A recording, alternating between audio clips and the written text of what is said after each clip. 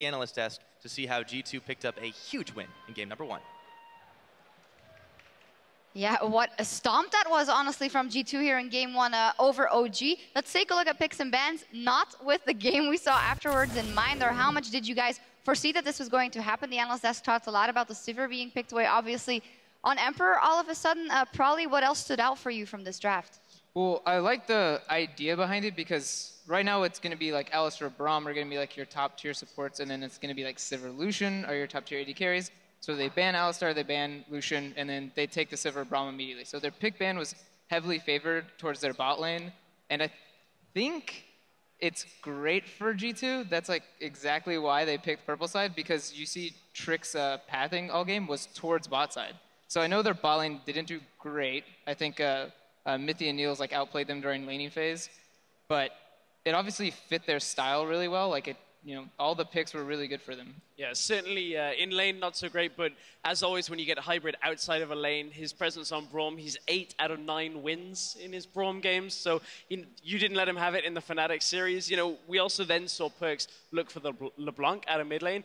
You guys were talking a lot about what do you do in this situation from mid lane. What are the other options? What was your thoughts on an obviously very impressive performance? I think OG should not ban Zed. I think it's a pretty useless ban. On blue side, you just blind pick Alessandra, and then it's basically, you cannot pick Zed. So there you have one free ban. So I think they should ban like Braum or maybe even Sivir. And then, yeah, if you blind pick the Orianna, you can just pick LeBlanc into it, and then you cannot do anything because you're so immobile, and LeBlanc can do whatever she wants. And this is, Ezreal and Orianna are just both really high scaling champions, and you just cannot have that against gamers too. However, OG did manage to get a relative advantage in the early game. We're going to take a look at some replays. There was one of the ones where they got first blood, but I feel like G2 gave it up a little bit more. We're going to run the replay out. Febiven, maybe help running us through this as well, because Perkz thinks he has the first blood here in his pocket. Here, if Perkz just flashed auto attack and ignite him, then he gets the kill, but for some reason he doesn't. Maybe some stays jitters here, but no, the range minions were dying. He had to take the CS for that. he was like, oh, he flashed. Oh, that's okay. Just back. Oh, summoners down, time it, please. Here is he also just amazing going top lane and getting a kill. Well played as well. So it actually starts off relatively good for OG, and you were saying probably how it was all OG taking the initiative, but the momentum completely shifted after that. Yeah, I liked it because it was kind of like they took turns. Like, G2 made their first play, and then OG kind of counterplayed it, however you want to call it. And then, OG immediately went for the top dive. And I was like, all right, like they're kind of keeping up the pace with G2. And then G2 does this like bot dive, and then it doesn't stop from there. And that's the thing when you play against G2 is, yeah, you can like match some of their early plays, but you can't match a couple and then be happy and farm out the rest of the game. It's kind of like the second a play ends, you have to plan the next one and keep it going, or like this bot dive happens. Like right now they try to set up for around mid, so 3 of OG is sitting mid, and G2 just keeps going for the bot lane dive. And this is why OG like re-engages this, is because they think, LeBlanc is too far away from the fight. But in reality, LeBlanc and Ori are pretty similar distance from the fight, and Ori can't really join side lane fights that well.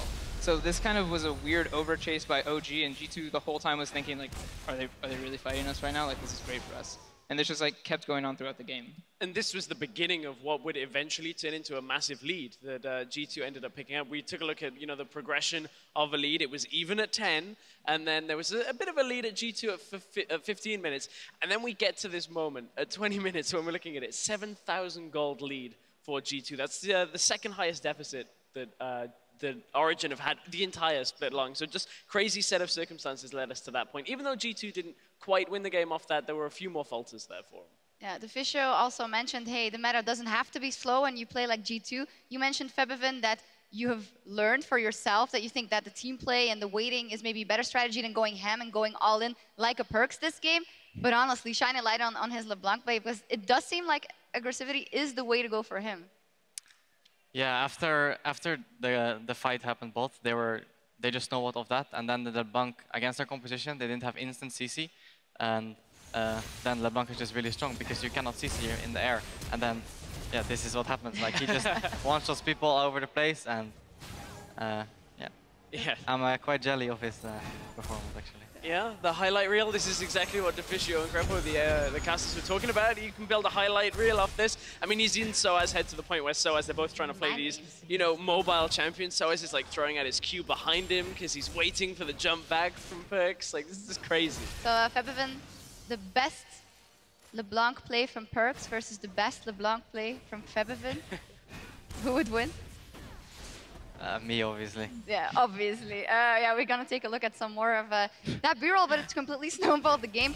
Prolly, if you look at that draft then and you see what G2 can do when they get a lead, what is the main thing that OG has to change going into game 2, again on blue side? I don't know. I feel like OG should have been scrimming G2 in the last couple weeks, and I think from scrims playing G2, you know, let's not pick a full scaling comp and let's pick some CC. Because yeah, Perks is a big assassin player. Like, you're not gonna, they banned the Zed, so they're like, yay, we took out assassins. But then they're like, damn that LeBlanc. So you gotta pick some CC, you gotta pick some kind of winning lanes because you can't just wait for the games like you can against teams like that are slow, like H2K. So it's kind of like a weird learning curve. They should have, you know, prepared for this, and it should be changing throughout this series. We'll see what happens. In any case, Power of Evil is staying in for game 2 as well, but it's G2 that is one game closer to the title of Spring Champions. Now, before we take a break, Kikis tells us that he's confident in his team's best-of-5 fortitude.